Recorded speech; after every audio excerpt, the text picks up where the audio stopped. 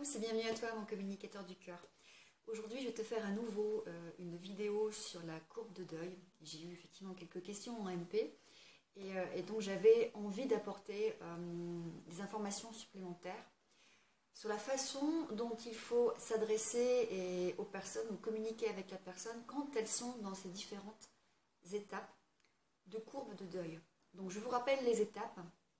À partir du moment où on a vécu un événement traumatisant ou en tout cas stressant, on passe donc par les étapes de déni, des étapes de colère, de marchandage, de tristesse qui est vraiment le pic au plus bas, et après on passe vers l'acceptation et vers la mise en action et la quête de sens. Alors comment s'adresser à ces personnes qui sont en plein deuil et qui passent par l'une ou l'autre des étapes?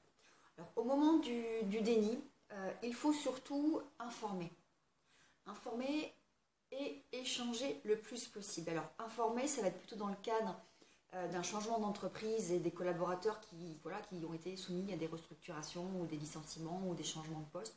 Là, on va vraiment informer sur la nécessité du changement, ce qui va se passer concrètement, ce que ça implique pour le collaborateur et surtout ce qui va se passer si on ne change pas.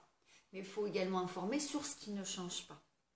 Au niveau d'un particulier qui aurait plus vécu une maladie, un licenciement, il faut échanger et verbaliser. En tout cas, encourager la personne à verbaliser le plus possible et surtout porter une grande attention à l'émotionnel, à l'émotion. C'est-à-dire qu'il ne faut absolument pas sous-estimer, que ce soit en entreprise d'ailleurs ou dans la vie de tous les jours, l'émotion.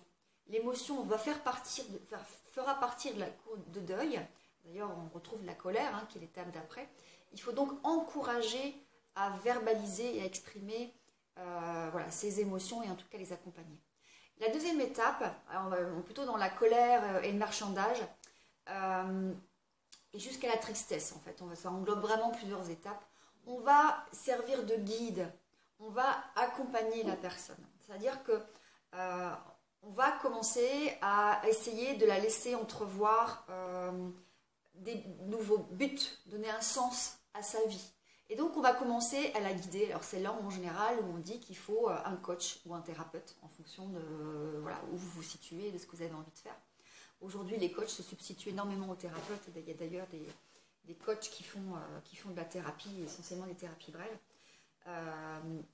Donc il faut commencer à guider la personne pour qu'elle puisse en fait faire le bilan, c'est-à-dire où elle en est, quelles sont ses projections, qu'est-ce qu'elle peut espérer, qu'est-ce qu'il y a de positif dans cette situation, parce que c'est pas facile, mais il y a forcément des choses positives qui vont permettre à la personne à aller de l'avant. La troisième étape, c'est quand on a franchi donc la partie tristesse, ça va être l'acceptation. Là, on va commencer vraiment à valoriser la personne sur ses prises d'initiative, parce que la personne va commencer à se mettre en action. Donc, il faut la valoriser, absolument pas juger les prises de décision, parce qu'il y aura peut-être des bonnes prises de décision, il y aura peut-être des mauvaises prises de décision. Donc, il ne faut pas sanctionner les erreurs, mais il faut continuer à valoriser et à encourager. Et puis, dans la dernière étape, là où la personne a quelque part... est dans le renouveau et commence vraiment à s'épanouir et redonner du sens à sa vie, il faut essayer de faire le bilan avec elle des objectifs qu'elle a réussi à atteindre. Ça valorise justement tout le parcours qui a été fait, tout le processus interne et individuel aussi qui a été fait. Et donc c'est important de mettre le point avec la personne sur ce qui a été atteint, les objectifs, et surtout, il n'y a pas de relâchement. C'est-à-dire, voilà, maintenant je vais mieux, on arrête avec les efforts, on arrête avec le focus. Non, il faut continuer à trouver des nouveaux buts, des nouveaux projets et un sens à la vie. Donc voilà, je ne vous ai pas donné forcément par étape la façon de communiquer, parce que je pense qu'il y a des processus de communication qui englobent plusieurs étapes. Mais globalement, quand vous avez dans votre entourage une personne qui vient de vivre l'annonce d'une maladie, d'un cancer, de la perte d'une personne proche, je pense que c'est important de l'accompagner. Et je vous ai donné quelques points, en tout cas, qui vont vous permettre d'accompagner efficacement ces personnes autour de vous. Voilà les communicateurs. Je vous embrasse.